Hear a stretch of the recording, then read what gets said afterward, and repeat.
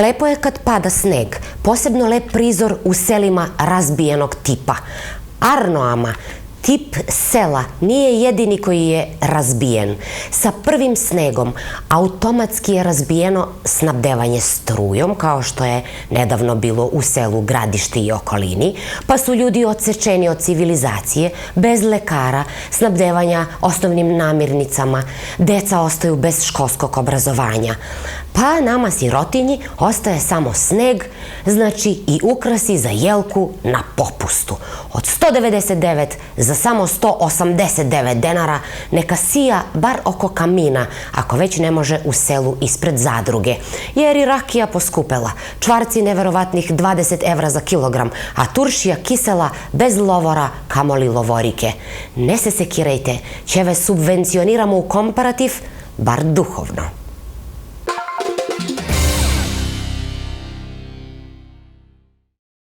Za sve u životu, poštovani gledaoci, treba da se samo kockice poklope, prema rečima predsjednice Saveta opštine Ivane Đorđijevske. Da imamo struju, da imamo čime da je platimo, da neko ne ukloni novo postavljene klupe sa sportskih terena, da se ne grade kazina već biblioteke, ne da palimo deponije, već da pošumimo gola brda.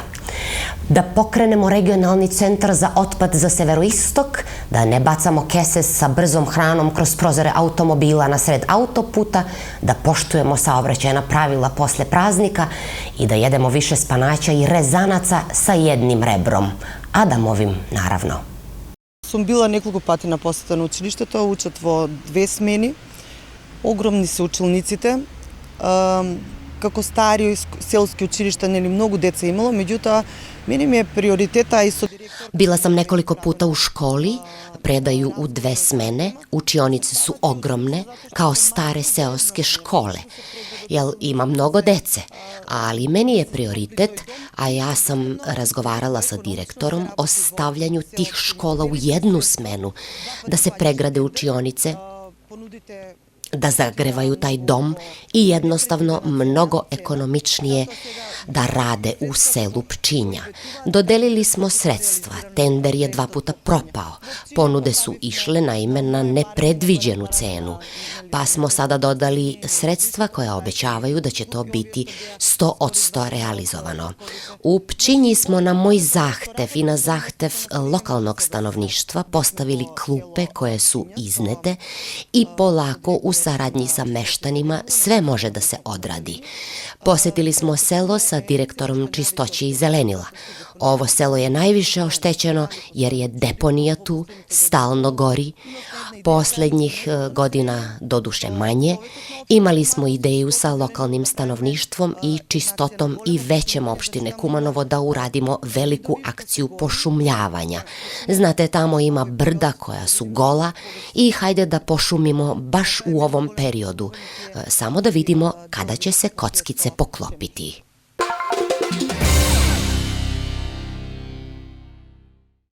Članovi Udruženja prosvetnih radnika Kumanova zahtevaju potpuno povlačenje nove koncepcije osnovnog obrazovanja i vaspitanja i hitno štampanje udžbenika po nastavnim planovima i programima do 2020. godine.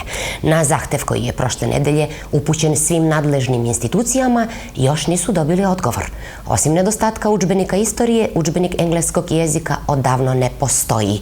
Saslušajmo gospođicu Anitu Dimovsku u nastavku emisije. Направивме едно барање кое што го доставивме до сите релевантни институции, пред се до Министерството за образование и наука, понатаму до секторот за образование до општина Куманово, Народниот правобранител. Napravili smo zahtev koji upućujemo svim relevantnim institucijama, pre svega Ministarstvu prosvete i nauke, zatim Sektoru za obrazovanje opštine Kumanovo, Državnoj prosvetnoj inspekciji, Zavodu za razvoj obrazovanja, kao i Komisija za zaštitu od spasavanja i diskriminacije. Zahtev je prilično dugačak i javnost se o tome može obavestiti preko vas medija, a sada bih želela da se osvrnem na temu koja je aktuelna ovih dana, konkretno o udžbenicima. udžbenicima. Prema članu 2 Zakona o srednjem i osnovnom obrazovanju, udžbenik je glavno nastavno sredstvo i izvor znanja u obrazovnom procesu, pa prema ovom članu svako dete ima pravo na udžbenik. Nažalost, situacija nije takva. Nedostaju mnogi udžbenici od početka školske godine do sada, a recenzenti se još traže i očekuju za udžbenik istorije, dalje udžbenike engleskog jezika, procedura za njih je u toku, pa su učenici uskraćeni za osnovna sredstva obrazovanja. Udžbenici nisu na nivou na kojem bi trebalo da budu, sa pocepanim su stranicama, bez korica, đaci su prinuđeni da fotokopiraju, pozajmljuju, to je nešto na šta treba obratiti pažnju. Dakle, hitno štampati nove udžbenike i naravno dostaviti ih na vreme.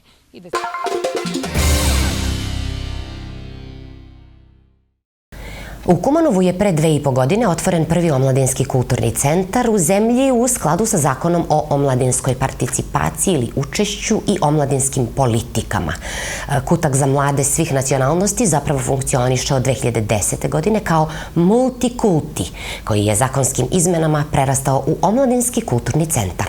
Kako centar funkcioniše, koja je njegova namena, koje su aktuelne aktivnosti, čućete od Ivane Stojčevske, predstavnice ovog omladinskog centra.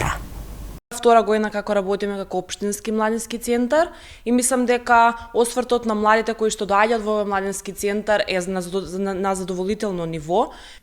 Ovo je druga godina kako radimo kao opštinski omladinski centar i mislim da je odziv mladih na zadovoljavajućem nivou, jer iz prethodnog izveštaja imamo preko 500 različitih mladih ljudi koji dolaze u centar i aktivni su u programima za koje smo aplicirali u opštini Kumanovo.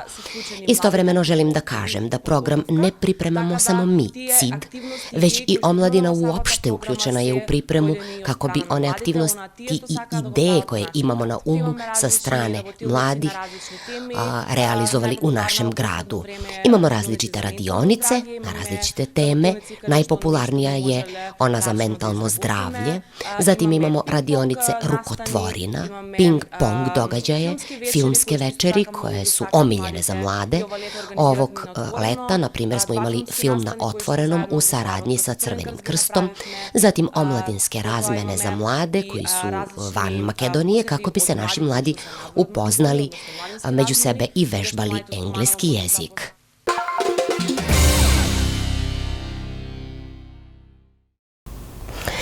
Ovo je novembarsko izdanje časopisa Slovo koji izdaje Srpski kulturno-informativni centar Spona u našoj državi. Na stranici 26 oduševljeni smo još jednom od akcije Srbi za Srbe, zato što ne jenjava njihova briga i logistika i zato što su 4 porodice još jednom zbrinute. U ovom prilogu se govori o tome da se nastavlja briga o zaboravljenom narodu širom Severne Makedonije. Velika pomoć obezbeđena je za 4 porodice koje smo početkom godine obišli i upoznali se sa njihovim potrebama. Kako kažu iz Spone i iz akcije Srbi za Srbe, zadovoljni smo pre svega jer su porodice dobile zaista ono što će na duže staze uneti mir i spokoj u njihove domove, ali i zato što smo opet napravili korak napred kada je reč i o obimu pomoći i generalno o našem radu na području Makedonije. Vrednost ove akcije iznosi 40.682 evra. Najveći projekat u sklopu ove akcije okončan je u Skoplju, gde je pomognuta porodica sveštenika Marka Manojlovića. Otac Marko već nekoliko godina naime živi u Skoplju sa svojom porodicom, suprugom Milkom i ćerkama Ekaterinom, Hristinom i Emilijom. S obzirom na to da su živeli u maloj kući, u svega 2 prostorije, bilo je potrebno proširiti kuću, tačnije dograditi još nekoliko prostorija. Projekat je započet prošle godine, kada su urađeni osnovni građevinski radovi, na što je utrošeno 7.500 evra. O ovoj i sličnim akcijama koje rade iz našeg prijateljskog kulturno-informativnog centra Spona u Makedoniji čitajte naravno u novom izdanju časopisa Slovo.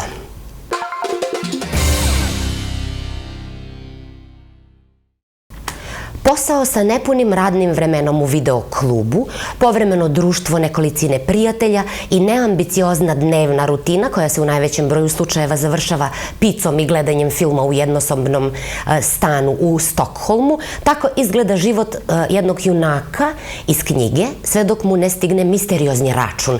Prema tom računu od njega se zahteva da plati astronomski iznos od 5,7 miliona kruna. To je cena svega što je doživeo u životu, kao i za svu sreću koju je ikada upoznao. Ali kako su ovom čoveku, skromnom filmskom zaluđeniku, kome treba tako malo da bude zadovoljan, a pritom nema velikih snova niti očekivanja, mogli da zaračunaju ovako mnogo? Da li je u pitanju prevara? Minimalističan, nadrealan i veoma originalan roman Račun je jedan dragulj savremene književnosti koji dovodi u pitanje ono što nazivamo srećom, kao i način na koji je merimo. Ova knjiga, ispunjena zavodljivim humorom i oštrim zapažanjima o ludostima našeg doba, ujedno je i dirljiva ljubavna priča koja će promeniti način na koji posmatrate svoj život. Platimo račun na vreme, poštovani gledaoci. Sašijimo stari jorgan, budimo ljubazni prema starijima jer nam plaćaju račune i setimo se rođendana velikog Duška Radovića pa da završimo još jedan komparativ. Pesma se zove Mali život, Duško Radović. Dok neko pije, ja pijuckam. Dok neko grize, ja samo grickam. Dok neko glođe, ja samo glockam. Dok neko bode, ja samo bockam. Dok neko peva, ja pevuckam. Dok neko drema, ja dremuckam. Dok neko radi, ja raduckam. I tako malo sitno živuckam.